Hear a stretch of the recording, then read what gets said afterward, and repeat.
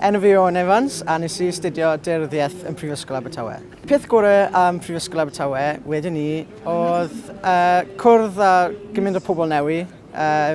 Nes I cael gymaint o profiadau newydd. Nes I ehangu gorwelion fi.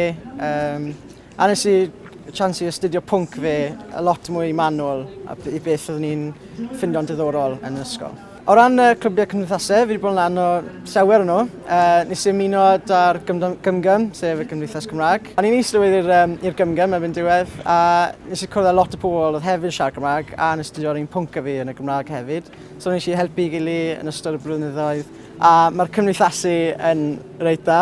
O ran cymdeithasau, nes I ymuno da'r clwb tennis, a nes I ymuno da'r pêl-drod, a fi bod yn rhan o'r un am y 2 blynedd, a maen nhw'n ffantastig I fod yn dig. Profiad fi yn y prifysgol wedi bod yn anhygoel, allai ddim gweud dim byd yn erbyn I fod yn onest. Mae pawb mor croesawgar, mae pobl sy'n rhedeg y prifysgol yn reit dda, mae popeth fel ti eisiau, ti byth yn mynd ar goll, a mae wastad rhywun yna I ateb cwestiwn ti, so unrhyw cwynion sydd ti, boed yn cymdeithasol neu o ran dy gwrs ti, bydd ti wastad ati rhywun I siarad â.